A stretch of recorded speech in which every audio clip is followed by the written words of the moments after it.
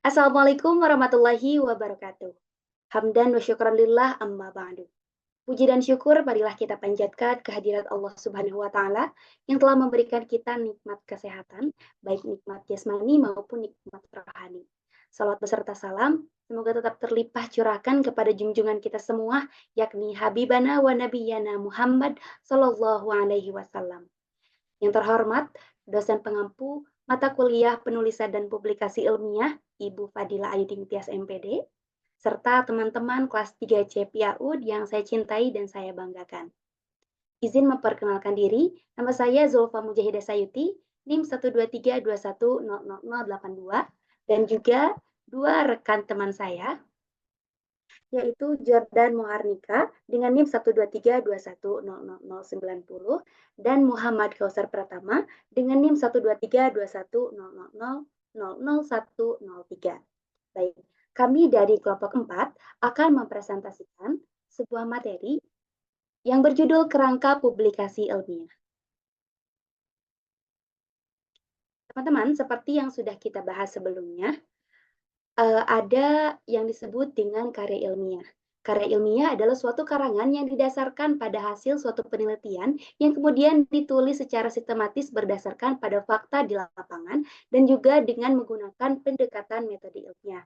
Dan yang akan kita bahas kali ini adalah terkait publikasi ilmiah. Publikasi ilmiah adalah karya tulis yang disusun berdasarkan hasil penelitian atau studi dengan tujuan menyebarluaskan pengetahuan baru ke komunitas akademik atau masyarakat luas melalui jurnal yang terakreditasi. Publikasi ilmiah mengikuti struktur yang jelas dan sistematis untuk memudahkan pemahaman dan evaluasi terhadap hasil penelitian. Yang pada umumnya publikasi ilmiah adalah hasil dari penelitian. Dikutip dari beberapa referensi, sistem publikasi yang dilakukan saat mempublikasikan karya tulis ilmiah adalah berdasarkan preview dalam rangka mencapai tingkat objektivitas setinggi mungkin. Preview adalah proses penelusuran terhadap kualitas suatu karya tulis ilmiah oleh pakar lainnya di bidang yang berkaitan. Dan dikutip dari serpihan.id 2022, ciri-ciri dari publikasi ilmiah adalah bersifat objektif, netral, sistematis, dan juga logis. Nah, teman-teman, secara umum ada beberapa kerangka publikasi ilmiah dan yang akan kita bahas yang pertama ada judul, yang kedua ada identitas penulis, yang ketiga abstrak, yang keempat keywords atau kata kunci, yang kelima pendahuluan, yang keenam metode, yang ketujuh hasil, yang kedelapan pembahasan atau diskusi, yang kesembilan simpulan, dan yang kesepuluh daftar pustaka. Untuk pembahasan lebih lanjut akan dibahas oleh dua rekan saya. Yang pertama akan disampaikan oleh Muhammad Kausar Pratama. Kepadanya saya silahkan.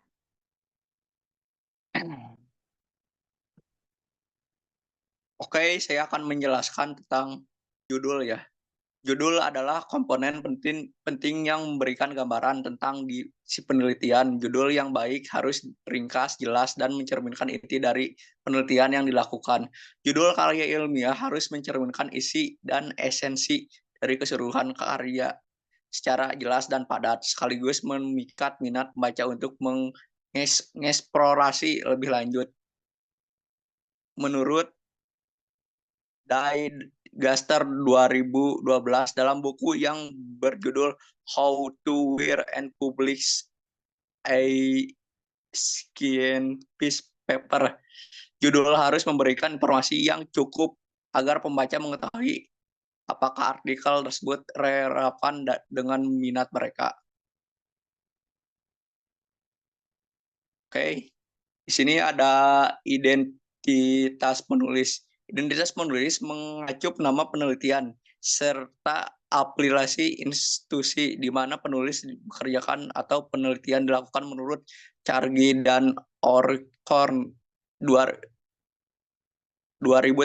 dalam buku berjudul Writing Scientist Class Stagi and Step. Identitas menyebutkan bahwa penulis memungkinkan pembaca untuk mengetahui antitesi dan kualifikasi penelitian yang terlibat informasi.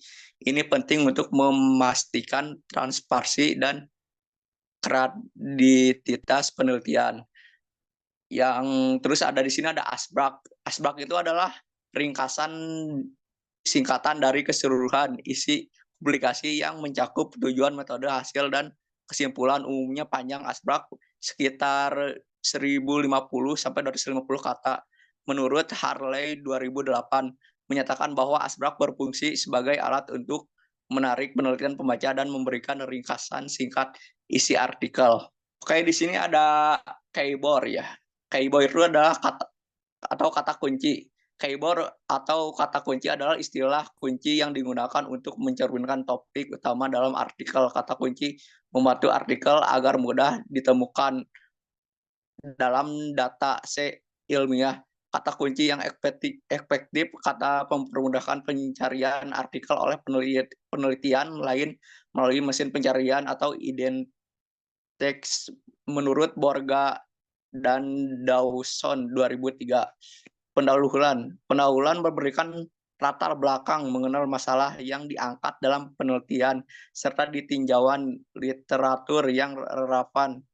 Di sini penulis menjelaskan pentingnya penelitian dari pertanyaan penelitian yang ingin dijawab. Swales dan Eak 2012 menyatakan bahwa pendahuluan biasanya mengikuti struktur logis yang dimulai dengan latar belakang umum kemudian mengarahkan ke ekspektasi masalah penelitian. Baik, terima kasih Kausar. Materi Oke, sekian. selanjutnya akan disampaikan oleh Jordan Mahardika. Kepadanya, disilahkan. Ada metode. Nah, bagian metode ini mendeskripsikan bagaimana penelitian dilakukan termasuk di desain penelitian, populasi atau sampel, alat atau instrumen yang digunakan, serta teknik analisis data. Pernyataan Wilkinson dari Task Force on Statistical Inference tahun 1999 menekankan pentingnya penyajian metode penelitian secara detail untuk memastikan bahwa penelitian tersebut dapat direplikasi oleh peneliti lain. Maksudnya adalah setiap aspek dari metode, mulai dari desain penelitian, pengambilan sampel, prosedur, alat yang digunakan, hingga analisis data harus dijelaskan dengan cukup rinci. Dengan begitu, peneliti lain yang ingin menguji ulang atau memperluas penelitian dapat mengikuti langkah-langkah yang sama dan mendapat hasil yang serupa atau membandingkannya. Lalu ada hasil. Bagian hasil ini menyajikan temuan penelitian tanpa interpretasi subjektif. Data bisa disajikan dalam bentuk teks, tabel, atau grafik untuk memudahkan pembaca memahami hasil penelitian. Nah, menurut apa tahun 2020 penulis harus menyajikan data dengan jelas dan menghindari spekulasi atau diskusi yang akan dilakukan pada bagian selanjutnya. Lalu ada pembahasan atau bisa disebut juga diskusi. Pembahasan memberikan interpretasi terhadap hasil yang telah diperoleh.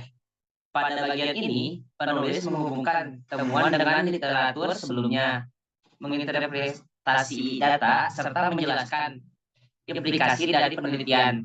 Van der Meulen et al. Tahun 2015 menyarankan agar penulis membahas apakah hasil sesuai dengan hipotesis awal dan bagaimana relevasinya dengan penelitian lainnya. Nah, di sini ada simpulan. Simpulan merangkum temuan utama dan menjawab pertanyaan penelitian. Simpulan seringkali mencakup rekomendasi untuk penelitian lebih lanjut atau aplikasi praktis dari temuan yang dihasilkan. Sebagaimana dijelaskan oleh Diane Gestel tahun 2012, simpulan harus singkat dan jelas tanpa menyertakan informasi baru yang tidak dibahas di bagian lain. Nah, lalu ada daftar pustaka. Daftar pustaka ini mencantumkan semua sumber yang dikutip dalam artikel. Format daftar pustaka biasanya mengikuti gaya penulis tertentu, seperti APA, MLA, atau Chicago. Menurut Publication Manual of the American Psychological Association, APA tahun 2020, semua referensi yang digunakan harus terdaftar secara lengkap untuk mempermudah pembaca menemukan sumber asli. Terima kasih Jordan atas pembahasannya dan terima kasih juga kepada Kausar yang sudah membahas terkait pengertian atau apa sih konsep secara dasar dari masing-masing pengertian dari kerangka publikasi ilmiah. Nah, teman-teman pastinya masih bingung dong gimana sih yang dimaksud dengan judul yang baik dan benar, latar belakang dan abstrak yang benar tuh kayak gimana sih gitu. Nah, di sini kita akan bahas bareng-bareng ya teman-teman. Nah, pengertian dari artikel ilmiah ini merupakan laporan hasil pemikiran seseorang atau lebih yang memenuhi kaidah tertentu dan terbit di jurnal ilmiah. Teman-teman, ada beberapa jurnal yang mempublikasikan artikel atau karya tulis ilmiah. Dan sebelum itu, yuk kita simak dulu syarat-syarat dari artikel ilmiah yang harus dan baik saat dipublikasi. Yang pertama, artikel harus bersifat original atau merupakan karya hasil sendiri dan tidak merupakan hasil dari plagiasi atau meniru artikel orang lain. Dan biasanya dalam jurnal-jurnal tertentu itu harus Turnitin yang standarnya itu harus di bawah 30%. Jadi tidak boleh meniru lebih dari 30%. Dan itu tuh disesuaikan kembali dengan aturan-aturan yang ada di jurnal publikasi. Kemudian yang kedua adalah memenuhi kaidah atau aturan. Jadi ada beberapa artikel yang memiliki aturan tertentu dan kita jika ingin mempublikasikan suatu karya ilmiah maka harus memenuhi kaidah dan aturan yang disediakan. Yang ketiga adalah memenuhi sesuai dengan template artikel ilmiah yang disediakan. Jadi dalam saat kita ingin mempublikasikan suatu karya tulis ilmiah, kita itu nggak nulis semaunya kita, tetapi harus mengikuti template yang sudah disediakan dalam jurnal. Nah, kayak gimana sih jurnal itu? Nah, yuk kita bahas bareng-bareng. Perlu teman-teman ketahui, jurnal ini itu milik jurusan kita ya, milik jurusan Pendidikan Islam Anak Usia Dini di UIN Bandung.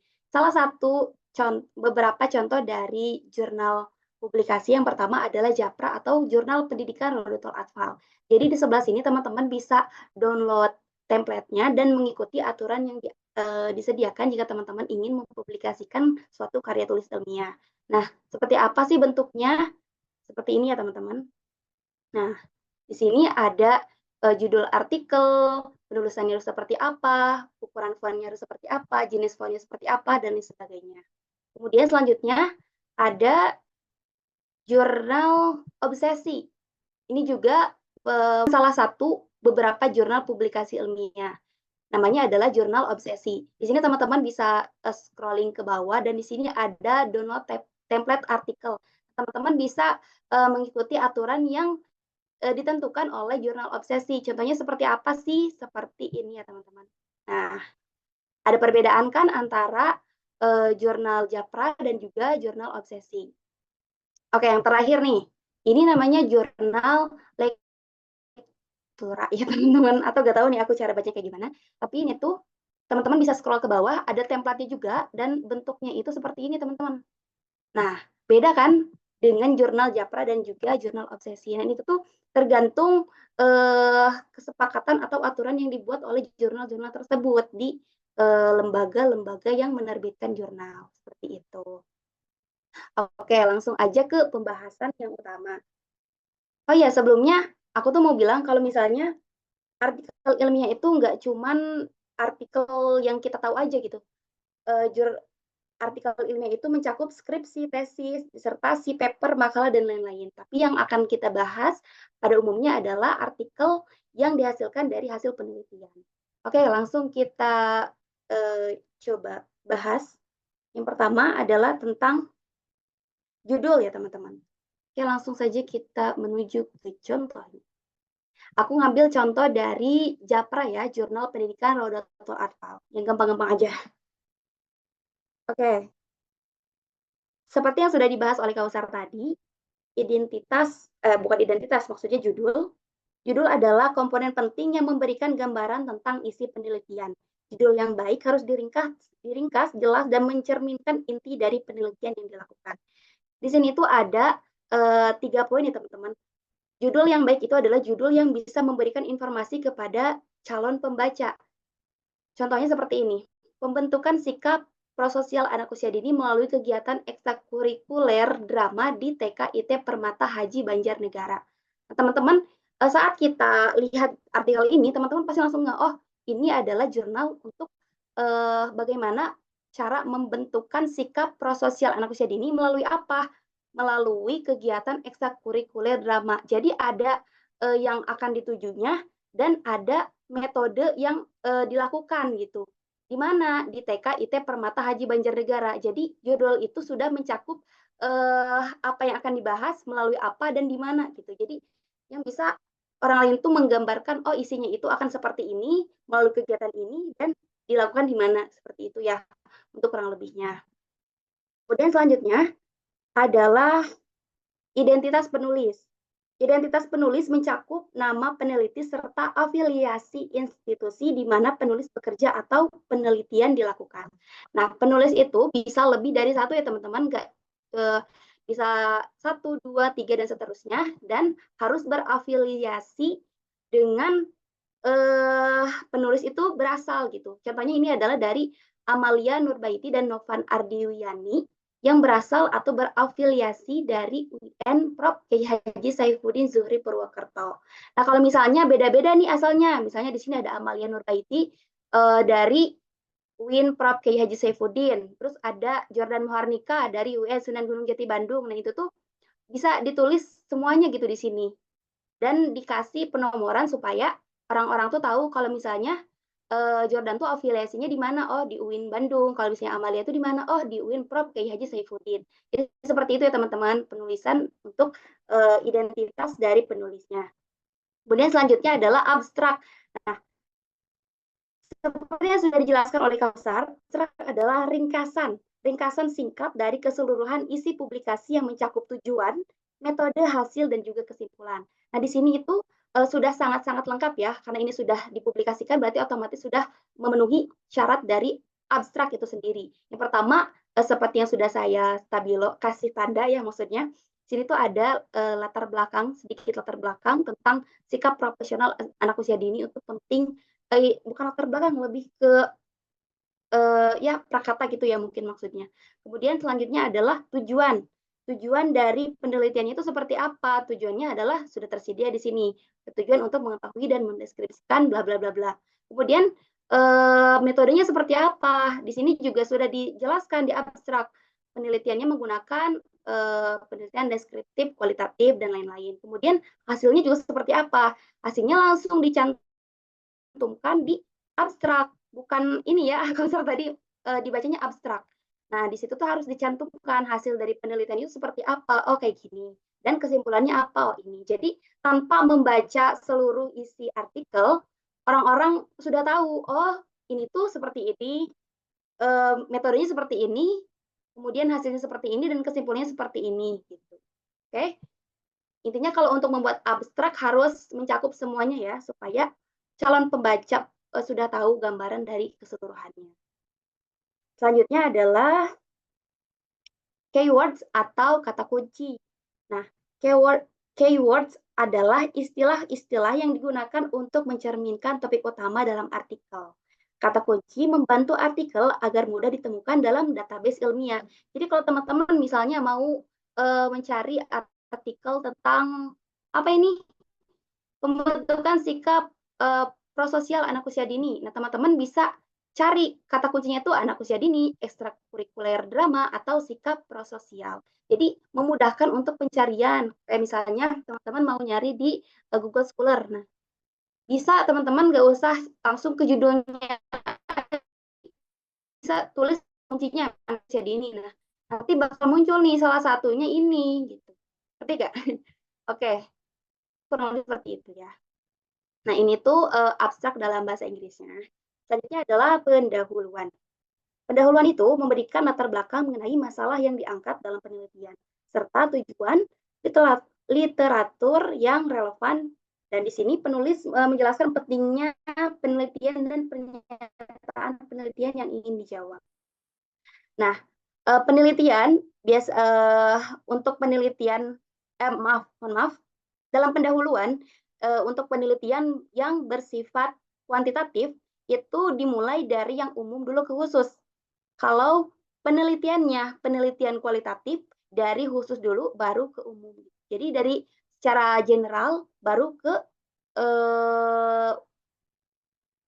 khusus kalau untuk yang kuantitatif. Kalau yang kualitatif dari yang khusus dulu baru ke umum. Mungkin bisa teman-teman cari tahu sendiri bagaimana bentuknya ya. Nah, isinya itu ada kata pengantar, kemudian juga ada kajian pustaka. Jadi nggak cuman kata pengantar aja, tapi ada sumber-sumbernya. Misalnya ngambil referensi atau kutipan-kutipan dari jurnal-jurnal terdahulu. Terus mengidentifikasi permasalahan yang akan dibahas dalam artikel. Nah, ini sudah aku tandain ya. Salah satunya adalah salah satu aspek yang perlu diperhatikan adalah perkembangan sosial emosional. Jadi langsung ke inti yang akan dibahas dari suatu artikel ini gitu. Langsung dikasih langsung ditandai, langsung ditulis permasalahannya itu apa gitu dalam artikel ini. Terus untuk perbaikannya seperti apa? Nah, dalam pendahuluan juga harus ditulis bagaimana cara memperbaikinya, bagaimana cara untuk mengatasi permasalahannya dengan referensi-referensi jurnal-jurnal terdahulu. Kemudian dibandingkan. Jadi di dalam pendahuluan tuh nggak cuman kita nulis permasalahan, terus cari gambaran solusinya, gambaran cara penelitiannya, enggak, tapi kita juga harus menemukan data-data dan membandingkannya dengan penelitian yang sudah ada. Misalnya mengambil referensi dari ini yang ada di sini tuh dari Ladewi dan Suprida tentang permainan dadu pada perkembangan perilaku proporsional anak di R.A. An-Nur atau beberapa contoh yang lain. Jadi nggak cuma dari kita aja, tapi juga memberikan sebuah perbandingan gitu dengan artikel-artikel yang lain seperti itu. Kemudian yang terakhir adalah tujuan di mana penelitian ini akan fokus. Contohnya adalah di mana penelitian ini akan fokus mengkaji pembentukan sikap profesional melalui kegiatan ekstrakurikuler drama yang dimana tujuannya adalah untuk mengetahui dan mendeskripsikan bagaimana proses kegiatan ekstrakurikuler drama dan dampaknya terhadap proses prososial anak usia dini. Jadi ya kurang lebih seperti itu ya teman-teman. Ada apa namanya? Kata pengantar, ada kajian pustaka berupa variabel-variabel permasalahan, identifikasi masalah, rencana perbaikan atau solusi, dan juga tujuan. Jadi itu cakupan yang ada di dalam penelitian. Selanjutnya adalah metodologi. Nah, teman-teman, di dalam metodologi ini, teman-teman bisa tulis apa sih metode yang akan teman-teman lakukan dalam penelitian. Misalnya, ada contohnya di sini adalah penelitian deskriptif kualitatif dengan jenis penelitian lapangan. Atau misalnya teman-teman mau kajian pustaka atau mau langsung observasi, dan itu dibebaskan ya, tergantung bagaimana teman-teman ingin membuat atau melakukan suatu penelitian seperti itu. Kemudian langkah-langkahnya bagaimana jika penelitian yang menggunakan metode ini, langkah-langkahnya harus bagaimana. Nah, teman-teman harus cantumkan di metode penelitian. Kemudian tekniknya juga bagaimana, dan hasil dari ininya akan dibahas di pembahasan hasil dan diskusi. Oke, next. Selanjutnya adalah hasil dan diskusi. Untuk hasil dan diskusi adalah membandingkan hasil temuan. Salah satunya, mohon maaf sebelumnya, untuk hasil adalah hasil dari teman-teman setelah melakukan penelitian di lapangan ataupun penelitian yang teman-teman lakukan menggunakan beberapa metode. Jadi di bentuknya itu bisa berupa tabel atau misalnya grafik atau dalam bentuk data-data yang sudah teman-teman dapatkan. Kemudian selanjutnya adalah diskusi. Diskusi di sini teman-teman bisa membandingkan dengan hasil temuan para peneliti sebelum-sebelumnya. Jadi teman-teman bandingkan nih hasil penelitian teman-teman. Misalnya teman-teman menemukan data A dan teman-teman bandingkan dengan penelitian yang sebelumnya yang menghasilkan data B gitu. Apakah penelitian yang teman-teman lakukan ini sama atau berbeda? Misalnya kalau di zaman dulu tuh kayak gini, ternyata di zaman sekarang tuh kayak gini gitu. Jadi teman-teman bisa membandingkan atau mendiskusikan kembali terkait hasil yang sudah teman-teman dapatkan. Oke, seperti itu ya untuk hasil dan juga diskusi atau pembahasan. Selanjutnya adalah terkait daftar pustaka atau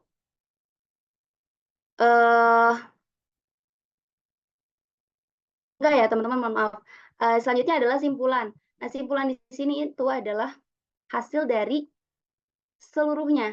Jadi teman-teman membuat suatu permasalahan dan yang dituliskan di simpulan ini adalah hasil dari hasil penelitian teman-teman, hasil diskusi teman-teman, yang hasilnya itu tanpa menggunakan data-data atau menyediakan dan menempatkan kembali grafik ataupun angka-angka dari hasil pembahasan atau penelitian teman-teman. Jadi kalau di simpulan itu ya udah kesimpulan aja gitu dari hasil penelitian itu kayak gini tanpa menaruh apa referensi atau kutipan gitu. Oke. Selanjutnya yang terakhir adalah daftar pustaka. Nah, tadi Jordan juga sudah menyebutkan ada beberapa format daftar pustaka. Biasanya yang sering kita gunakan itu APA-Style ya teman-teman, atau American Psychological Association yang jadi standar sekarang gitu, yang sering digunakan lah. Terus ada juga MLA dan juga Chicago. Nah, contohnya itu kayak gimana nih? Kayak gini ya teman-teman. Ini salah satu contoh dari style apa ya teman-teman. Mungkin teman-teman bisa lihat juga di referensi internet bagaimana sih contoh dari style apa. Terus bagaimana sih contoh dari style Chicago atau style dari MLA. Kurang lebih seperti itu ya. Oke, mungkin cukup sekian dari presentasi kami. Mohon maaf apabila presentasi kami tidak maksimal dan tidak dapat memberikan informasi yang sejelas-jelasnya kepada teman-teman sekalian. Wabillahi taufiq wal hidayah. Kita berjumpa di kelas untuk sesi tanya jawab. Terima kasih. Wassalamualaikum warahmatullahi wabarakatuh.